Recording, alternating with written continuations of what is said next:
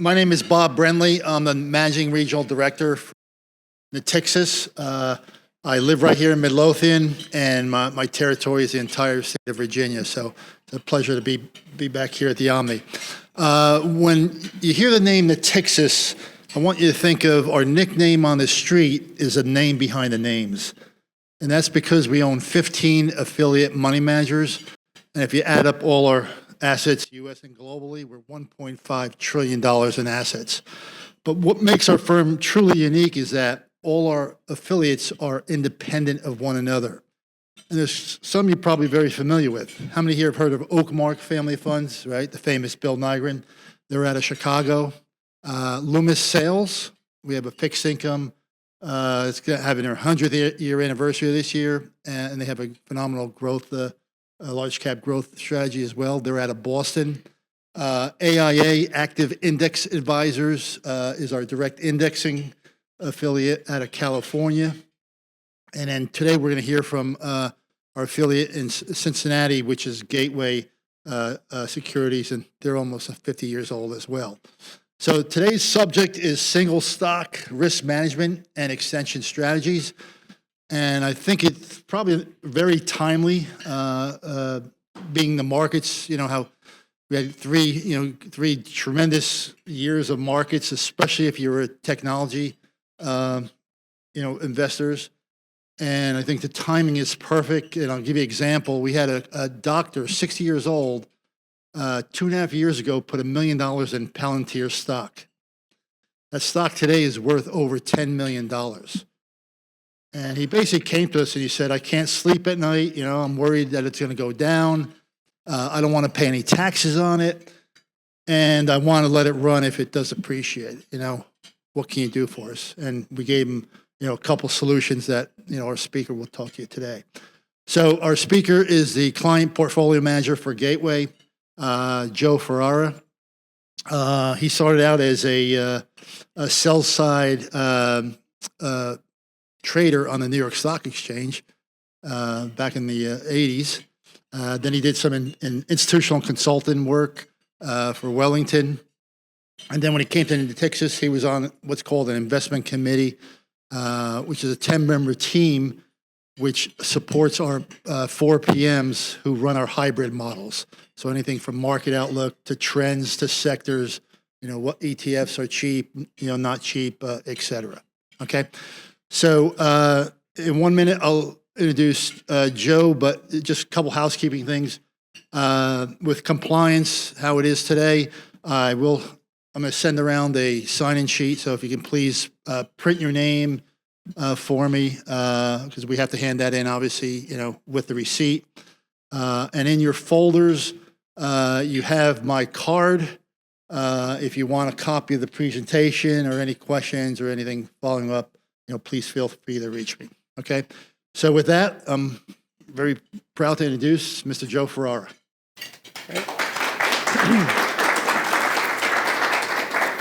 Great. Thank you, everyone. Thanks, Bob, for the intro, and thanks all for being here and for having us.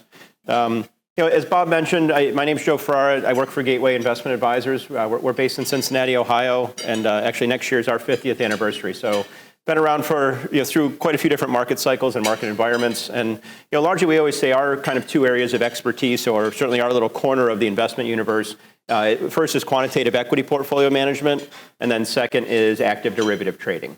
So as we kind of talk today on some of the newer product offerings or the things that are certainly gaining a lot of traction for investors, it really is a bit of a sweet spot for things that we've been doing for quite some time. So just as a quick overview, I mentioned we've been around for almost 50 years. Our investment management team is 10 people deep right now, and we manage multiple different portfolios. From the Gateway Fund is our flagship strategy, and that's meant to be a low volatility equity strategy. So it's a quantitatively driven equity portfolio meant to really mimic the look and feel of the S&P 500, but without fully replicating it.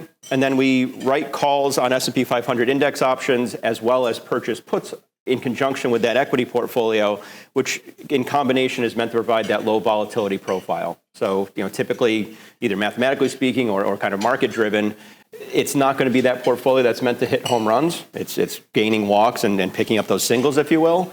But the downside protection aspect we think is really important, right? That low vol profile. Last year, for example, in the early months that we had all that volatility in, market was down roughly 18 peak to trough, and we were down only 11. All right, and then by through the functioning of our portfolio, we were able to get back to zero and flat quite a bit quicker and help clients kind of on their journey from there. What we're largely going to be talking about today are kind of buckets 2 and buckets 3, though. And in that similar vein of quantitative equity management and active derivative trading, we've been managing portfolios like this for 20 and 25 years, these extension portfolios, if you will. And largely, I think how the market has developed is largely on the custodial side, where the likes of Fidelity and Schwab have now figured out ways, so to speak, to allow us to manage these portfolios for the retail investor through SMA accounts and at much lower minimums. Traditionally, these are $25 and $50 minimum type accounts. Now we have $1 million minimums for a lot of these platforms. Largely, we'll talk about kind of the marketplace for these. Actually, just quick, either by a show of hands or a nod ahead, are most people familiar with direct indexing? It's been around for a while now, and I think the last decade or so, it's really, really grown and ballooned. And I honestly think these extension portfolios that you hear a lot of folks talk about them as direct indexing 2.0 or kind of the next generation, so to speak, of tax alpha and tax harvesting investing. And then, kind of the third bucket as a standalone solution, but also as a solution that can be used and very frequently is in combination with extensions, is our single stock, either hedging or monetization programs. Kind of the spectrum of solutions there, very simply put, is if clients are looking for protection, we can work through that, a customized put purchasing program at levels below current market levels. On the opposite side, we have investors that say, hey, I'm actually not as concerned about protection or volatility on the downside, but I'd like to generate some income off of this, either large or single concentrated position that I have in my portfolio. And then there's the combination aspects, any sort of collar or other kind of strategies that a client would like. So to kind of talk about the extension portfolios, like I mentioned, direct indexing really the last kind of decade or so has ballooned and gained a lot of popularity in conjunction with the market approaching and being at all-time highs, minus the last couple of weeks here. A lot of folks, whether it's the Mag 7 or individual tech names or even broad market exposure, are really faced with a lot of capital gains and potential tax consequences. So largely, while we're seeing popularity in these, there's a real need for clients that are trying to either diversify away from concentrated positions or legacy positions, or may even have a really large tax burden event that's coming up, maybe a business sale or something like that. But all of this can kind of be bucketed into a taxable event, a capital gain type event, and largely that's where these products have started to come into favor much more. If you read our research or some other competitors right now, that direct indexing market is billions of dollars right now. When these extension portfolios came out, and I think on the retail side, it's probably 18 months or 24 months that we've really started to see a pickup in them. Estimates back then were, we were all kind of saying, hey, this could be a $50 billion marketplace in the next, maybe half a dozen years. I read a report just the other day that one of our big competitors is saying this could be $750 billion, if not $1 trillion by 2030. And again, folks are kind of understanding direct indexing, what it can do for clients, but also what it can't do for clients, and some of the some of the headwinds or hurdles that those portfolios have, in particular as they kind of get ramped up after 2, 3, 4, 5 years. So I kind of asked, if people are familiar with direct indexing. How about, are there folks familiar with extension portfolios, or have kind of heard about these a little bit? Okay. So when we say extension, largely through this presentation, I'll talk kind of to the plain vanilla version, if you will. So that's using a benchmark, that's the S&P 500, and using a margin profile, that's 130/30. All right. So when we talk about that, what does that mean and how is it put into practice? So kind of what we have on the slide here, you have that $100 from a funding source standpoint. We'll talk about customizations from a gateway component in a moment, but really this is any marginable security, right? So you can talk about it as an old direct indexing account, cash obviously, mutual funds, ETFs, single stocks, anything that's considered a marginable security. And then the extension components are added on to that. So what we would do is go an additional 30% long for a client. And what this allows us to do is just broaden out the roster of names that we're able to continuously capital loss harvest on. We also add a short component to it, 30% in this case, to do the exact same thing. And it's not so simple as to say, hey, in any upward trending market, all of my shorts are going to be losing money.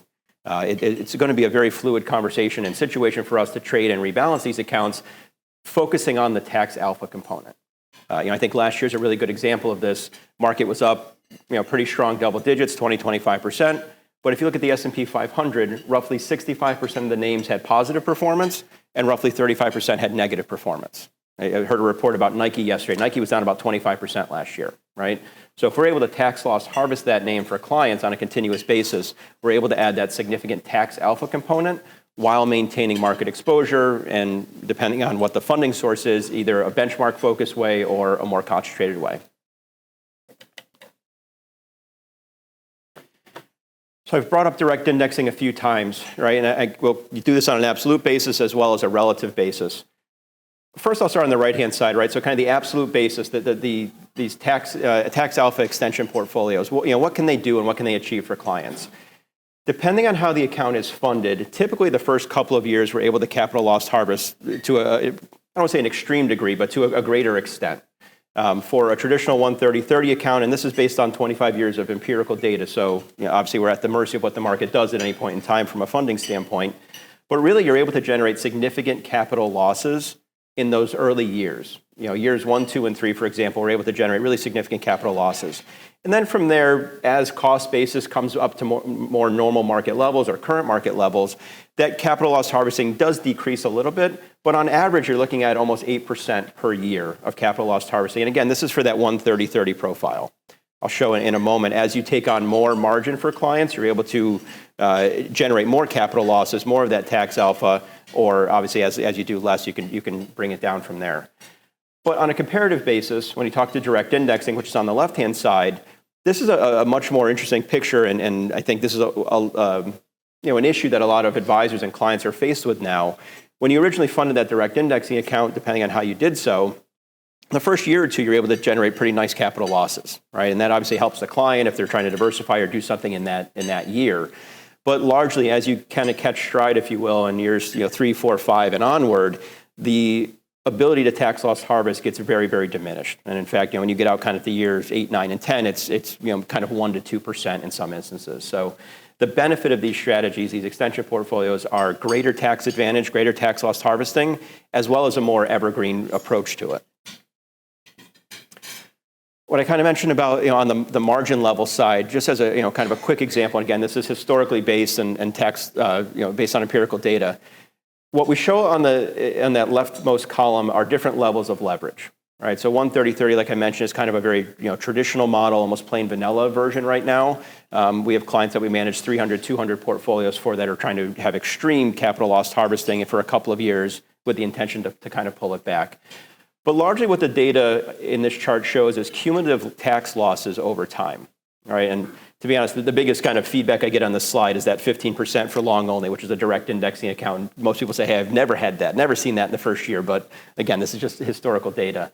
But largely what you can see, again, if you look at that long only line, is as you catch stride kind of year 4, 5, and 6, the ability to add more tax alpha gets diminished. Compared to a 130/30 or any of the other versions here, that first year is always going to be the biggest, typically as we rebalance and work through capital gain impacts in that first year. But you're able to continuously generate pretty significant capital losses.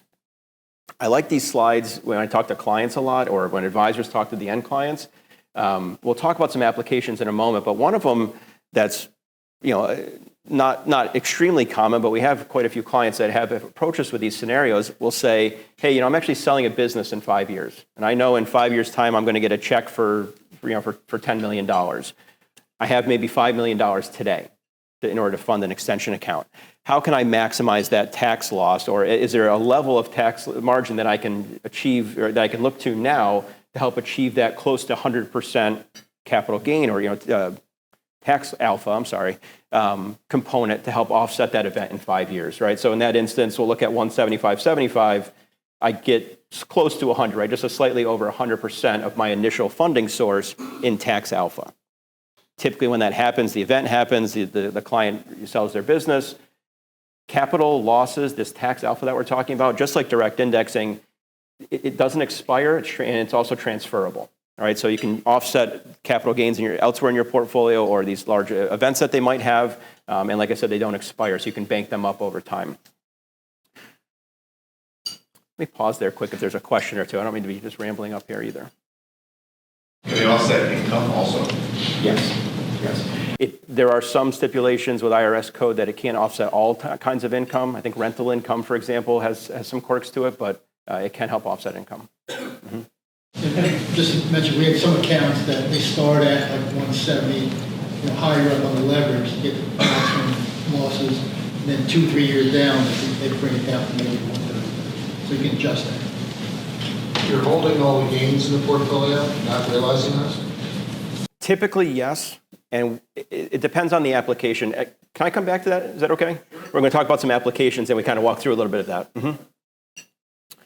Mm-hmm. Okay, so to kind of get into this now, application side, I think broadly speaking, there's 3 large applications that we typically see. The first one is a client that has that kind of ossified or stale direct indexing account. We can use the exact account as the funding source with the goal of generating more capital losses and potentially diversifying to something else or kind of building a portfolio from there. The second application that we typically see are around legacy holdings, right? And typically these are mutual funds. We have a lot of clients that have some legacy American funds or as Bob even mentioned, the Oakmark funds, some of the Loomis Sales funds. Clients will say, hey, in kind of 2 scenarios, I love this fund, I don't ever want to sell it. It's a large position for me, but I also have a lot of capital gains. How can I tax efficiently work through some of that? So kind of the 2, and then the other scenario is, hey, I have this, I've held it for a long time, I have a lot of gains, I'd like to diversify away from it. It's now a big piece of my portfolio, I want to diversify that. So in the first example, we can take that mutual fund or basket of mutual funds, use it as the funding source for the extension account, over time generate that tax alpha, those capital losses, sell the mutual fund using the tax losses to offset the gains, wait the 31 days to get past the wash sale rule, and then purchase back into the fund. Now you just upped your cost basis to today's current market level. The other scenario is probably pretty simple, same exact function where you use that mutual fund or basket of funds to fund the account, generate tax alpha, and then from there we will diversify away from that mutual fund as the client has kind of dictated us to do so. The last one, or in a similar fashion, I should say, are concentrated positions, right? So a single stock, for example. Same 2 scenarios, right? Hey, the Palantir example we'll get into it again in a moment, but own this single stock. I either want to keep it but up my tax basis, or I'd like to diversify away from it. So as far as the capital gains in the account, there are a few different components of that, and I think a lot of it speaks to how long you intend to hold a product like this.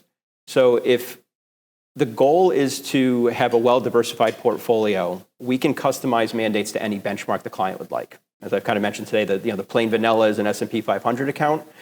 So the goal of the entire portfolio, depending on what the funding source is to provide the look and feel from a risk and return standpoint of that underlying benchmark. So now, obviously, depending on how you fund it, we'll get to a slide that describes this. Depending on how you fund it, we will build the extensions to help offset the risk frameworks that you have of the underlying account. As capital gains build up, the idea is that you'll be using the tax losses that you generate to help offset that. Does that answer your question? Okay. All right, so we touched on customizations just a moment ago, and this gets a little bit more into what Gateway does and how we approach these portfolios. I know I'm a broken record up here saying plain vanilla, but there are a lot of competitors out there that only have a 130/30. It's only S&P based. We hear very frequently that advisors and clients are forced to sell some of their underlying positions at initiation because the new investment advisor wants cash as well as some holdings. So obviously there's a potential capital gain impact at initiation. From our standpoint, on the benchmark side, we can use any benchmark that the client would like. We can have a blended approach. We can have factor tilts. So really very customizable from that standpoint. On the leverage side, largely that's a decision for you and the client to discuss. Really talking to the tax alpha side. If they have a large event in this year or any year in the future, we can help target enough tax alpha to help offset that. If this is more just an extension on a direct indexing account, and there's kind of no larger capital gain impact that a client's looking to offset or kind of work with, 130/30 profile, it makes more sense. We can also modify both pieces of the margin approach. So if a client would like more beta exposure, we can have, for example, a 250 account, have more of that upside market participation. If the client wants more tax alpha, maybe it's a 175 approach. So we're generating hopefully more of that capital loss harvesting ability in an upward trending market. Sure.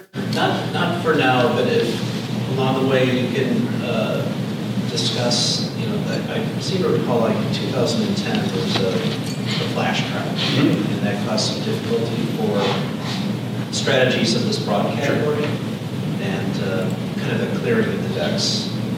And I think your strategy is relatively recent, so maybe you can tell us how you compare it to those types of... Sure. Yeah, if you look at our marketing materials for this strategy we're talking about today, the inception's, it's about 18 months old right now. We have other strategies more on the institutional side that we've been managing for almost 25 years now. So certainly been through those flash crashes. Great question too. So I think when a lot of people hear margin or hear leverage or hear 130/30, your brain goes back to those crashes, right? And largely these frameworks traditionally are in that hedge fund space, which typically is speculative. So when you hear about those products that blew up or kind of reset and went away, largely what they had to unwind were those really large leveraged speculation bets that they had. This doesn't have any of that. So in an example of a flash crash, or even like the volatility we had early last year or at the end of last year, largely what the expectation that should be set is that the client is going to still have market exposure. So whatever that funding source is, so we talked about funding it from a direct indexing account. So let's just say that's an S&P mandate. So it's very easy to build the extensions component there. Let me hop ahead because we'll go through this. No, it's okay. I'm going to get there in a moment anyway. So here's a really good example. Because people often ask, hey, how do you build that extension side? We'll do this one. When we build the extensions, they're not just, for example, on the long side, if you fund this with a direct indexing account, we're not just going to completely replicate that in an additional 30%. Right? Because now you're just going to have more exposure of the single names that you already owned. We're going to be broadening out that benchmark. If the S&P 500 is our mandate, we're going to look probably to the next 500 names as well, so that we can build an entire portfolio that holistically looks and feels from a risk and return standpoint like the benchmark, which oftentimes means looking at the funding source and offsetting any of the risks that are in there. Right? So in the case where a client gives us half a dozen mutual funds, for example, it might be a large growth, a value fund, mid cap, small cap. We're going to look at the underlying holdings of all those funds and then build the extension to help offset those risks. So to your question more specifically, what's the exposure for the client? Right? The exposure is still going to be that market participation. So if the market's down 20, the expectation is that the product will be down 20. But the added benefit is you're also going to have, in an environment like that, probably 20% of capital losses for that year as well to help offset anything that you'd want. So similar to direct indexing, right? If you own a direct indexing account and it's S&P 500, you still have that exposure. Okay? Sure. So I'm trying to understand. So for long-only direct indexing, you have a lockup after 8 years in the return. So in a long-short strategy, what stops the long part of the long-short to get locked up as well? So when you say lockup, I've never heard that with direct indexing. I think you call aging or something the term you're using. So essentially your all gains are appreciated if you're not selling anything because you have gains. So in the 30-30, right? The 30 part, you bought it at one point. It will start aging at some point. They will keep appreciating. What stops it? Stops it from appreciating or stops it from having more capital gains? Stopping from more, for you allowing to keep harvesting losses because you had, in your example. Oh, what slows it down? So in a similar fashion to direct indexing, the cost basis of the holdings that we have, both at the core and the extensions, are going to be closer to current market levels. So typically at initiation, the reason that the first year or two are much more drastic from a tax loss harvesting standpoint is because we're able to rebalance out of legacy older positions that have much lower cost basis. As the portfolio continues through time, just like direct indexing, now your cost basis is up to more current market levels, which will diminish the ability to continue to generate that magnitude of tax alpha, but it's still greater than direct indexing. So you're thinking of extension coming later in the later stages, not in the time zero when I'm just starting my direct indexing. So there's kind of like a time and a place answer to that question, right? I think direct indexing, there's much lower minimums, obviously. A lot of advisors have been saying to us, I just brought direct indexing to my clients. Now I have to go back to them and say, hey, not that I made a mistake, but hey, there's a better offering or a better option out there. I think that's the conversation, depending on how your clients would view a change in their portfolio that you'd have to address. Because if they have $1 million, the account that have $1 million minimum, if you said today, hey, the client has $1 million, which one should I do? In my mind, if you go to direct indexing, you're most likely going to, and tax alpha is important for you and the client, you're most likely going to be transitioning out of that in the next 3 to 5 years. Comparatively, if you started an extension portfolio today, we would be able to generate more tax alpha for you, absolute and relative, and it's much more evergreen, so you don't have to trade out of it. Okay? Mm-hmm. Just to kind of go through what's on the slide here as an example, right? So this is an example that we're recharging a traditional direct indexing account, and it's pretty straightforward or pretty simple from a math standpoint. But largely, what you're seeing is on the long side, roughly 180 holdings, and then when you go to the extension account, we're reducing that slightly at an initial rebalance, as well as adding the short book and adding the additional long. So now you go from 180 holdings to a total of 500. Again, broadening out that roster for us to tax alpha in any kind of market environment. Tracking error in this example goes down slightly. For a 130/30, an expected tracking error, again, depending on the funding source, is roughly 50 to 100 basis points. As you take on more leverage, so for example, as you get to a 200/100 approach, expected tracking error could be somewhere between 2 and 4%. And these are just index approach. We also have alpha models, and we can talk through some of those components as well. I think a good example, though, is something like this, where client has a single concentrated position. In this case, they have 40% Procter & Gamble, and then the balance of their portfolio, the 60% is a broad S&P 500 mandate. Most importantly, I think on that concentrated portfolio, you can see there's that strong overweight in consumer staples for the client. We use Procter & Gamble here because it was an early client of ours, but I think this is a great example if you talk about a tech stock, right? If you have NVIDIA, Apple, Microsoft, any of those names that have really gone up, you're going to have that really large overweight in that specific sector and obviously that specific name. But as a result, in this example, we're underweight. The client is underweight technology pretty significantly. So as we build the extension, again, building it to an S&P 500 mandate, how we're building the long and the short, the 30% components in addition to the underlying funding source, those are meant to offset primarily the risk factors of that initial portfolio. So in this case, you can see consumer staples, we have a pretty significant underweight too. We're going to be either market weight in this case or overweight to technology. In order to get us to that resulting portfolio column, we're trying to minimize those risk factors as much as possible. And in this case, we reduce tracking error by almost 50%, right? So this is an example for year one. Over time, at year 2 and year 3, the goal of this is to generate those tax losses to help offset the Procter & Gamble exposure, diversifying, selling that position and diversifying further. The last little thing I want to touch on, as Bob mentioned, and as I mentioned earlier on too, Gateway, largely our areas of expertise are quantitative equity portfolio management, which is largely what the extension portfolios are based on, and also active derivative trading. And this, I honestly think, is one of the best solutions that we have for clients right now. In that Procter & Gamble example, or Bob mentioned a client of ours that's Palantir stock. I'll kind of walk through that. There are multiple components to that position and that kind of an investment approach. So the client, let's say, again, $10 million of Palantir stock, they want to fund an extension account. They'd like to diversify away from that.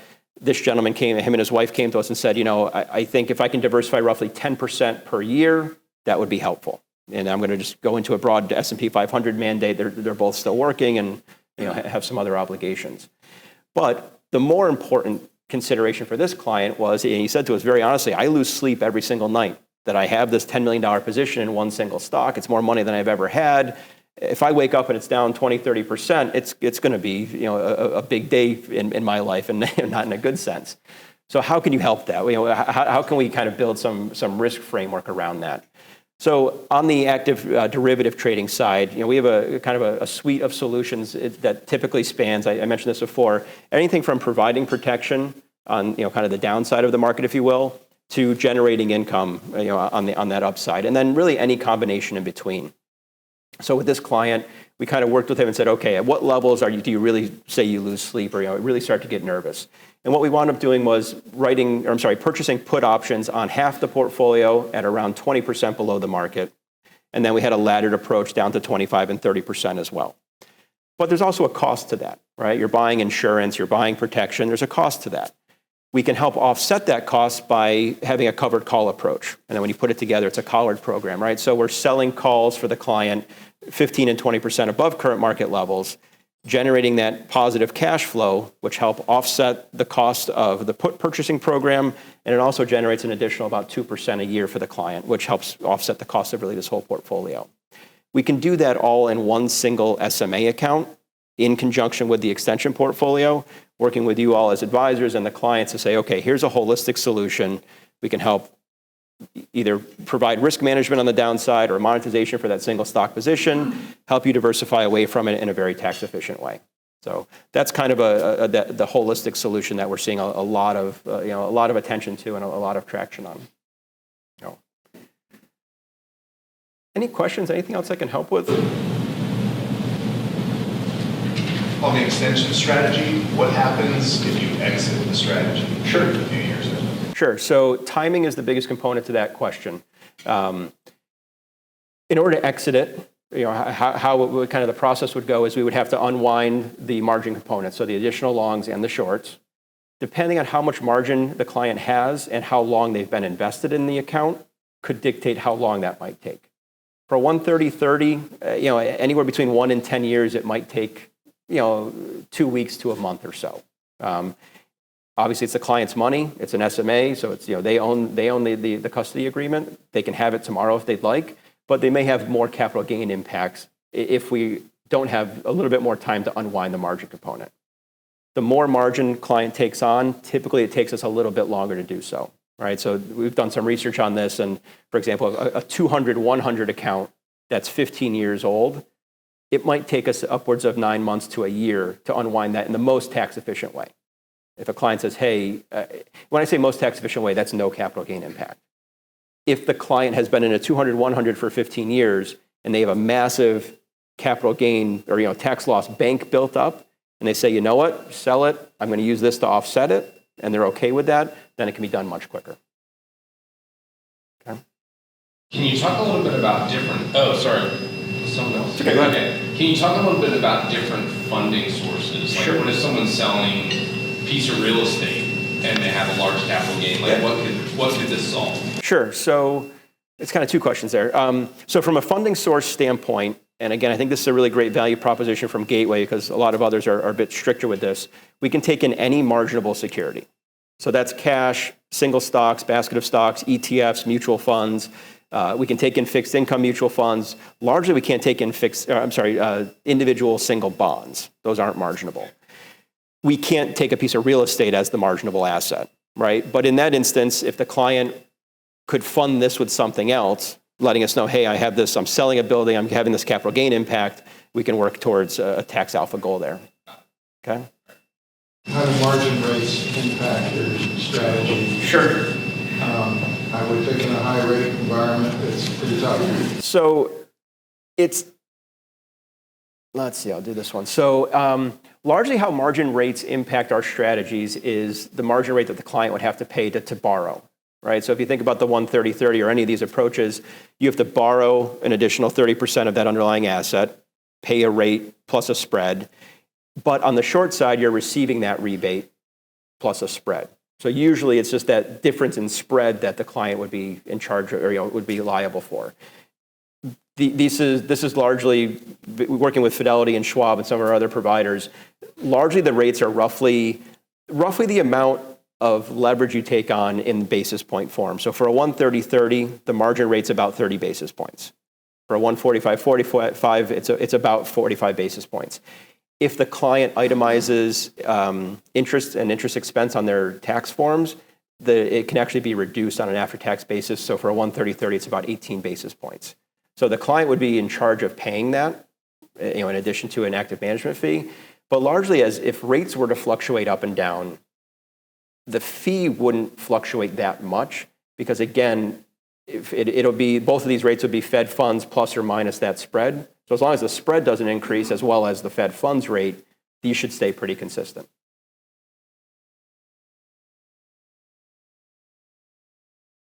Okay. Run by the example of the video, give a couple of those. Sure.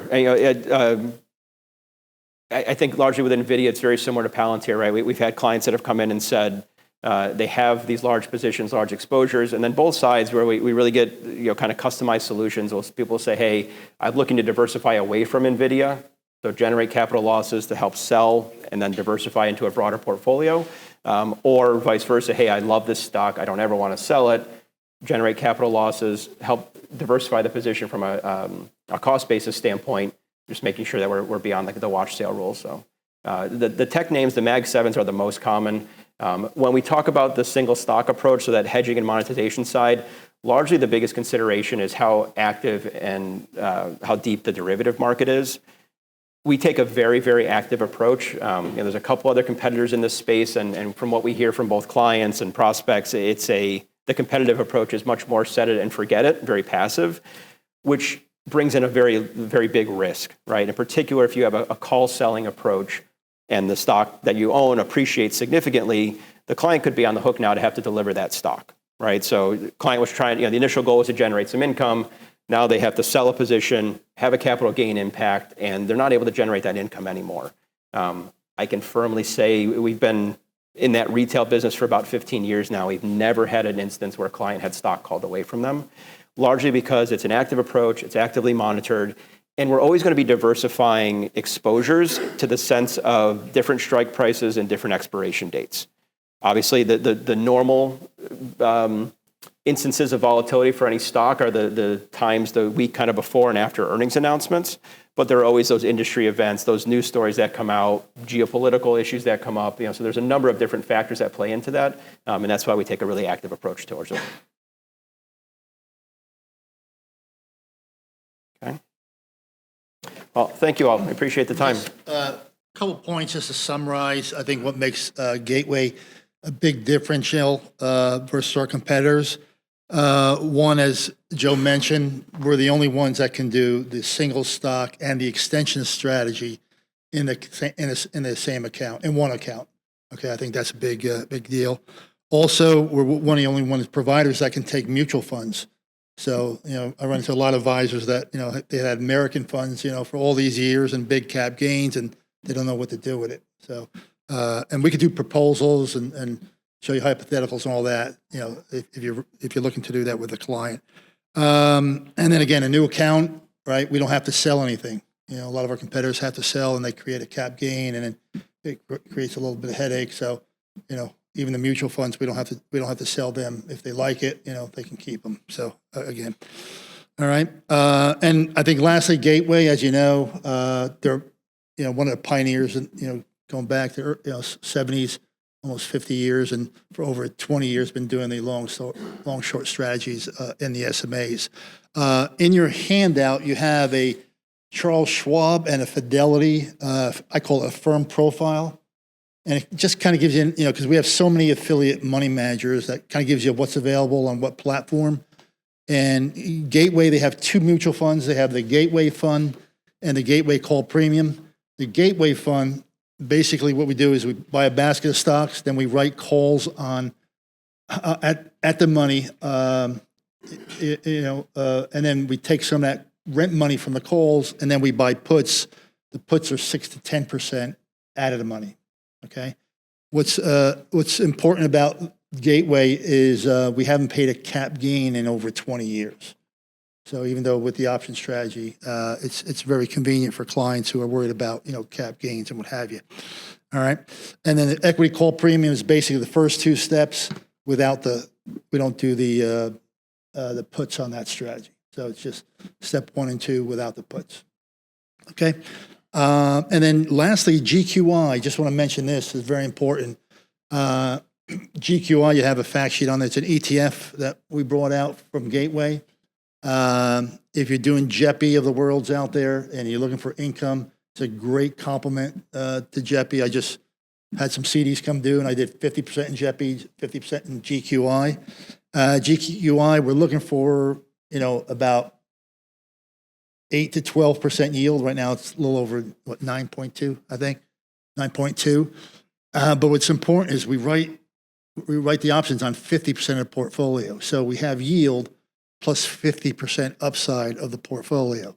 So like last year, the ETF did about over 15%. I think JEPI did like 8.5%. But we're going to do better on up markets. JEPI will do better on down markets. So it's a real nice complement to have, I think both strategies, as a 50-50 solution there. So with that, again, like I said, any questions or if you think of something, tonight, my card is there, my email, please email us. And thank you again for having us. We'll be around for a little bit if you have, any single questions. Thank you again.